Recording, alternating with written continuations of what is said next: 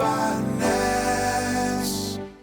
Hi guys, I'm Tab. I hope you're all well. And on this episode of How Something Works in roughly 1 minute, I need to put my hand up. Why? Because we're going to be going way over 1 minute. Why? Because I want to cover the topic of car finance. And in order not to leave you guys shortchanged, if you'll excuse the pun, I need to give it the time it deserves. And do stay tuned, because at the end of this, I'll be giving you a real world example of the finance I had on a previous car. So, firstly, why would we finance a car? Well, the reason is normally simply one of expense. Cars are probably the second largest capital expense we'll make in our lifetimes behind a house, should you be fortunate enough to be buying a house these days. Let's say we're looking at a £30,000 car. Well, that is quite a bit of money. A lot of us don't tend to have that kind of money just lying about. And if we did, would we want to put all that money up front into a depreciating asset, or hold some back for other investment purposes, such as shares, your pension, buying fine wines, art, lots of sweets, whatever it is that floats your boat? Indeed, even those with millions in the bank tend to finance their cars. Why? Because it's predictable and it can work to your advantage and lower the risk. So stay tuned as we dig in a little bit as to how it all works. So there are many ways to finance your car, from bank loans through to busking to whatever.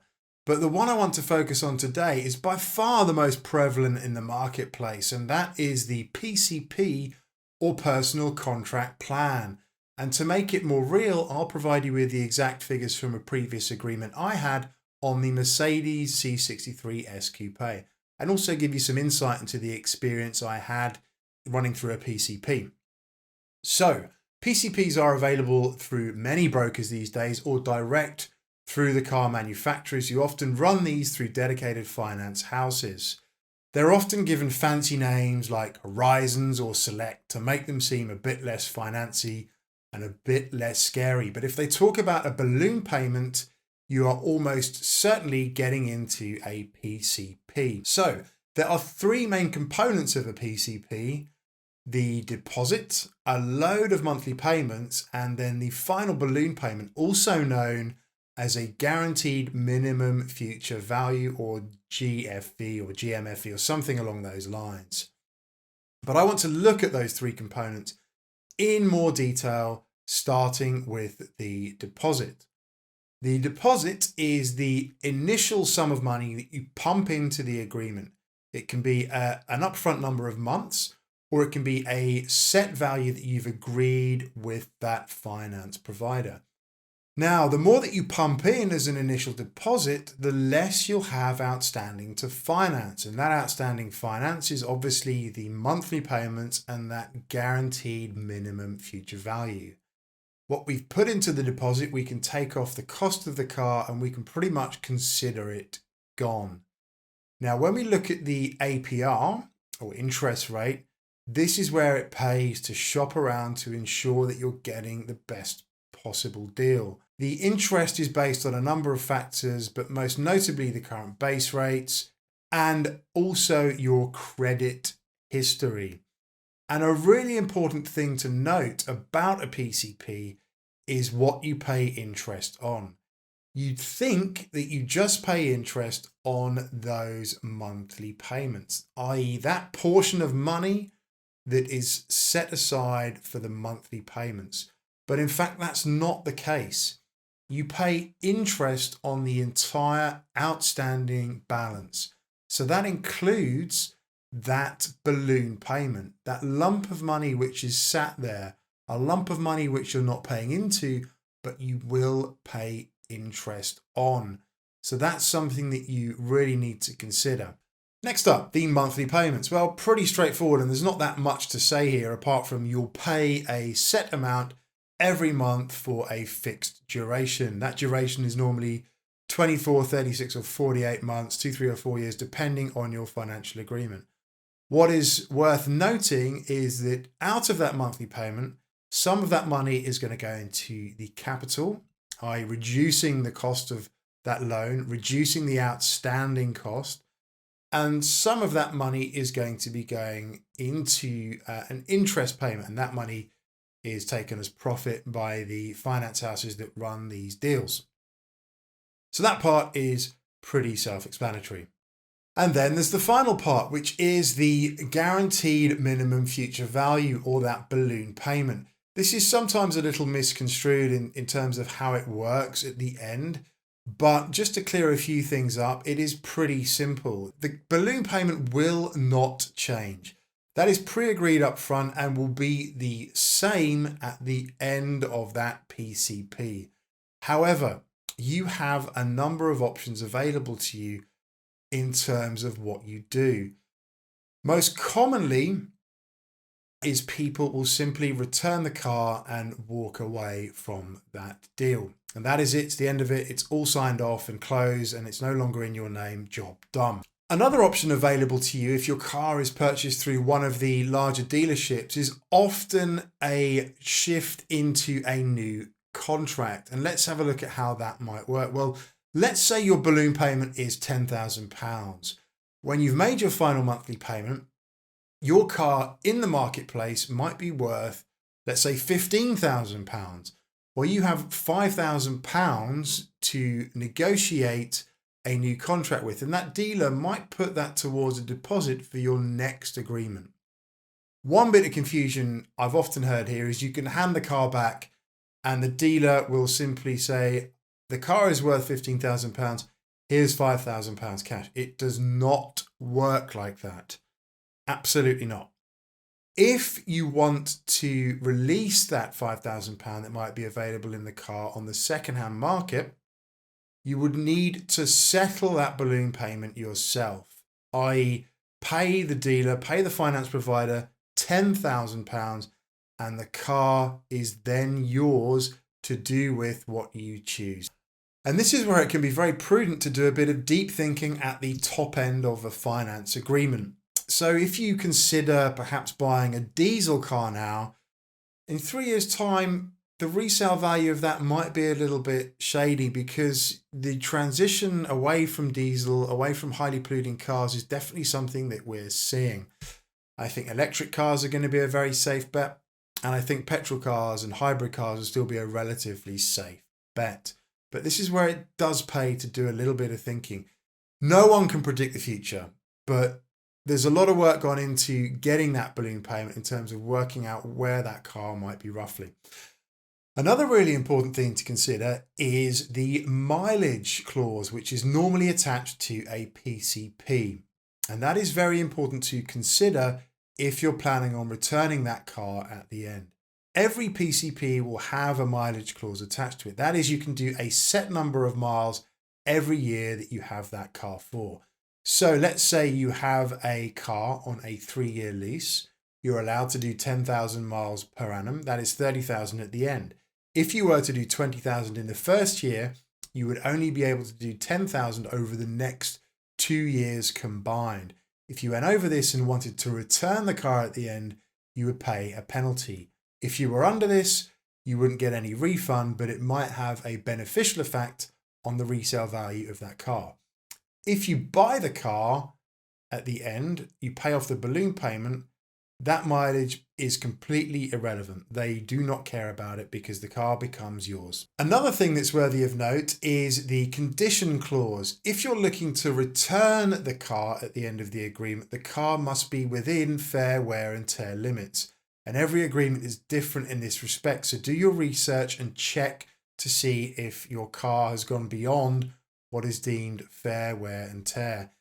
If it has, and you're returning your car in bits, in a skip, you're probably going to be charged quite heavily. So do look to ensure that the car is brought back to as good a condition as possible before looking to return it or risk those penalties. And just a quick note on the APR. That is the interest rate you'll be paying on your loan. Don't forget the monthly payments and the outstanding balloon payment part of the finance that you've got. Back in the mid-noughties when I started financing cars, the interest rate tended to be between about sort of 8 to 12% because base rates back then were much higher. As you know now, the Bank of England base rate is at just 0.1%. So money is actually very cheap to borrow. There's plenty of finance deals out there that actually have an interest-free rate, that's 0% APR, but I wouldn't be expecting to pay any more than maybe 4-5% max. So do shop around before you sign up to a PCP. And of course, only sign up to what you can afford to pay back. That goes without saying. And if you're a car nut like me, you might allow slightly more of your monthly income to go out into cars than you probably should. But hey, that's a different story. So let's look at the real world example. And for that, we're going to look at the previous car I owned from 2016 through to 2019. And that was the Mercedes-Benz C63s Coupe, the AMG flavour. With the premium pack and the 360 camera ticked as well. Very helpful for those awkward parking situations. I got it through the guys at Mercedes-Benz Retail Group. That's the fleet sales guys. Awesome team, super helpful, and got me a stunning deal on that car. It blew pretty much everything else out the water at the time. They call it an agility agreement. It's their fancy name for a PCP. But let's look at the numbers. So the total cost for the car with their discount added, which was very favourable, was £68,736. I won't bother with the pence. The deposit that went into that was £9,322. £8,500 of that was mine, and another little generous top up from the guys at the dealer there. So very much appreciated. That leaves a finance amount of $59,414. That's what's going to be financed. So you accrue interest on that over the duration of the deal.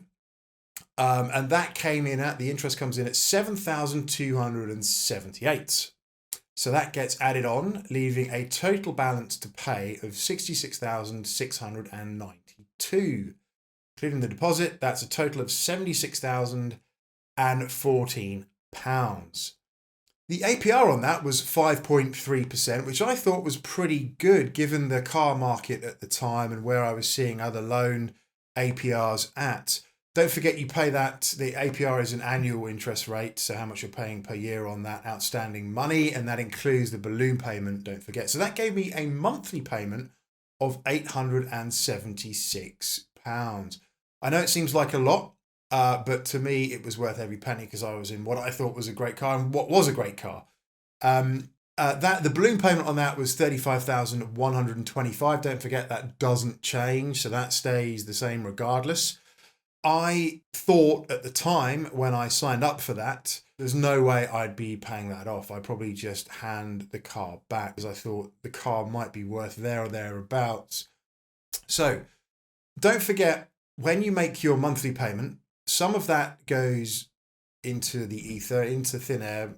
That goes to interest. So that goes to the finance houses. That's how they make their money. And some of it goes into the outstanding capital of the car, very much like a mortgage payment. So over the duration that I had the car, I paid off £22,680 into capital of that car. When I got to February 2019, I started thinking about what I might do for the next car. I wasn't due to renew it until August or walk away from it. So I was seriously thinking about sort of the next steps. And I noticed that in the marketplace, those cars, C63s Coupe AMG, were still going secondhand for pretty solid money, 50k plus. At the time, my settlement figure was around about 38. I kind of waited another couple of months just to see what was happening with the secondhand residual values of those cars. They were still holding out really well. So I ended up getting a settlement of that car in May, and that settlement figure was 36,733. At the time, trade cars were still going north of 50k, with private sales going for sort of circa 48,000. Another point here is the excess mileage charge. I was on a 10k per year mileage contract for this car with an excess mileage charge of 15p per mile. When I got to sell the car, May timeframe, it only had 17,000 miles on it. So woe is me for not putting enough miles on that wonderful Mercedes. But yeah, 17,000 miles. And the car was absolutely immaculate. It had been ceramic coated. It was just absolutely perfect. So at the time I thought, right, here's what I'm going to do. I'm going to settle the car. Luckily, I had the money available to do this. Just pay the settlement figure, which was 36,733, and look to sell the car on. So I advertised it on Auto Trader for 48,500. Still a pretty good deal. And the demand was insane. Lots of people contacted me very quickly. I ended up in a very fortunate position to be able to sell that car just 2 days later for £47,000. That's because there's a lot of demand for that model and it's getting a lot of great feedback, a lot of great press. So people really after that car at the time. And that gave me in my pocket the princely sum of £10,266, which was fantastic at the time. And I wasn't expecting to be in that position. I think the car ended up being much more resilient in terms of its value than anyone expected, including Mercedes-Benz. And don't forget, because I paid off that settlement figure, the car became my property and mine to do with what I choose, which was to sell it on. So yeah, very fortunate position there to be able to use that money as a deposit for a future purchase. But you can't guarantee what position you're going to be in 3 years' time, because anything can happen. We can go through pandemics, as you well know. That's why I'm stuck at home doing these at the moment. Literally anything can happen. So you do need to kind of give some thought into where you think you might be in 3 years' time, or if you want to get out of the agreement early. All of these things are absolutely worth considering. I still think finance is pretty risk-free because you've got a set monthly payment, you know exactly where you're going to be, versus, for example, if you bought the car outright and let's say something awful happened with that particular model of car, they got really bad press or there was a recall, loads of recalls happened with them, and you're stuck with a bit of a lemon. The great thing about finance is it gives you the option of knowing when you're going to be able to walk away from that. So don't be scared of car finance. I think it's a very, people kind of say, oh, don't get things on finance. But I think these days it's absolutely fine to get a car on finance. As long as you do the maths, as long as you're comfortable with the payments, for me, you can get some great deals out there. So do shop around and please have fun and hopefully get the car that you're after. Thanks very much for watching and see you on the next one.